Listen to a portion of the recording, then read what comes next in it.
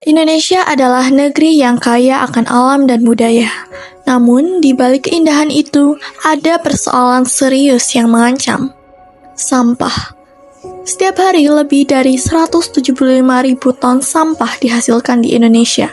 Sebagian besar tidak terkelola dengan baik, mengotori sungai, mencemari laut, dan menumpuk di tempat pembuangan akhir. Kota Pekalongan pun tak luput dari persoalan ini. Sampah rumah tangga, plastik sekali pakai, hingga sisa makanan bercampur menjadi satu. Jika tidak dikelola dengan baik, dampaknya akan mengancam kebersihan lingkungan dan kesehatan masyarakat. Namun, situasi ini dapat diperbaiki bersama dengan menerapkan prinsip 3R, reduce, reuse, dan recycle dalam kehidupan sehari-hari. Yang pertama, reduce, yaitu kurangi penggunaan barang sekali pakai, terutama plastik. Contohnya dengan membawa botol minum sendiri, memakai tempat makan yang bisa dipakai ulang, dan membawa tas belanja dari kain. Yang kedua, reuse, yaitu gunakan kembali barang-barang yang masih layak pakai, seperti wadah plastik, botol kaca, dan pakaian bekas. Pastikan untuk membersihkannya terlebih dahulu agar tetap higienis. Yang ketiga, recycle atau daur ulang. Pisahkan sampah yang masih bisa didaur ulang seperti botol plastik, kertas, dan kardus. Sampah-sampah ini bisa diolah kembali menjadi barang berguna atau bahkan kerajinan yang bernilai jual. Lalu, bagaimana cara memilah sampah dari rumah secara tepat? Langkah pertama, kenali jenis-jenis sampah, yaitu ada sampah organik, sampah anorganik, sampah B3, bahan berbahaya dan beracun, dan sampah residu.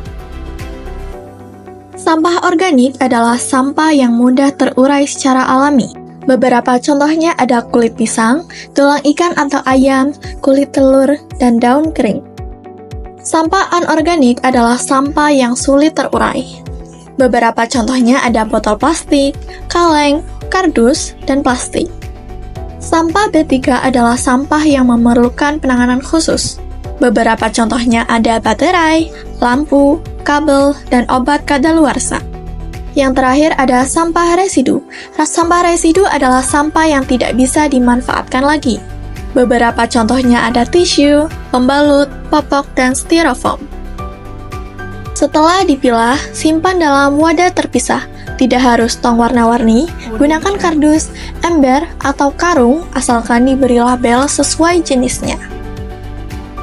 Lalu, setelah dipilah, kemana sampah-sampah ini seharusnya diarahkan? Sampah organik dapat diolah menjadi kompos menggunakan komposter sederhana atau lubang resapan. Hasilnya bisa menyuburkan tanaman di pekarangan. Sampah anorganik dapat dikumpulkan untuk dijual atau diolah menjadi produk kerajinan tangan yang memiliki nilai ekonomi. Sampah B3 harus diserahkan ke fasilitas pengelolaan limbah khusus atau bank sampah yang melayani sampah B3. Sampah residu harus dibuang ke tempat pembuangan akhir karena tidak bisa dimanfaatkan kembali. Jika di lingkunganmu tersedia bank sampah, kamu bisa menyetorkan sampah anorganik kamu ke bank sampah loh. Mbak, ayo ke bank sampah yuk. Ya. Oke, aku dulu. Oke, yuk. Ayo ke bank sampah.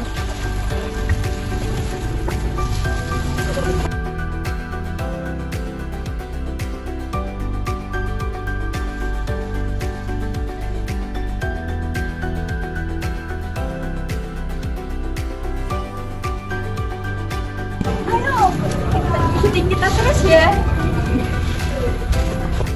Sampah anorganik yang telah dipilah disetorkan ke bank sampah. Petugas akan menimbang dan mencatat berat serta nilainya di buku tabungan nasabah. Hasil penjualan bisa ditabung dan diambil sewaktu-waktu. Kami, mahasiswa KKN dari Universitas Pekalongan juga turut mengambil bagian. Dari posko kami di Kelurahan Stono, kami memulai langkah kecil, mengenal jenis sampah, memilah, dan mengelola dengan benar.